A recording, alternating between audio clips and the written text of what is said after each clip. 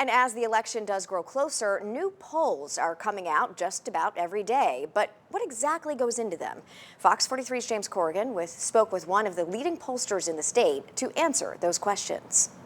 Susquehanna Polling and Research CEO Jimmy Lee says the phone methodology used by pollsters remains the best way to get a random sample. We can reach a variety of viewpoints because people weren't expecting the poll.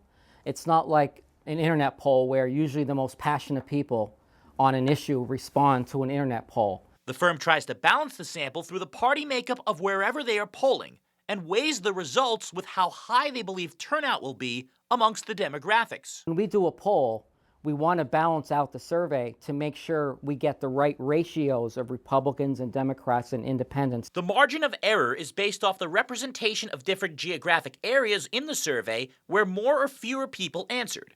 The firm's last survey made headlines, showing Congressman Scott Perry trailing Janelle Stelson by 9 points in the 10th district, due in part to what Lee says is hesitancy amongst Republicans. Only 8 in 10 Republicans said they were with Scott Perry in this election, meaning about 20% of them were sitting on the sidelines saying they were undecided. Since that poll, Perry's TV presence in ads has increased dramatically, leaving Lee to believe the final picture of the race has yet to be painted. Susquehanna was named the most accurate pollster in 2020 by Real Clear Politics, but other polling firms have overestimated support for Democrats in the last 2 presidential elections. Lee says other firms this year are weighing their polls in order to combat the so-called shy Trump voter phenomenon. You can adjust upward the amount of Trump voters in your sample.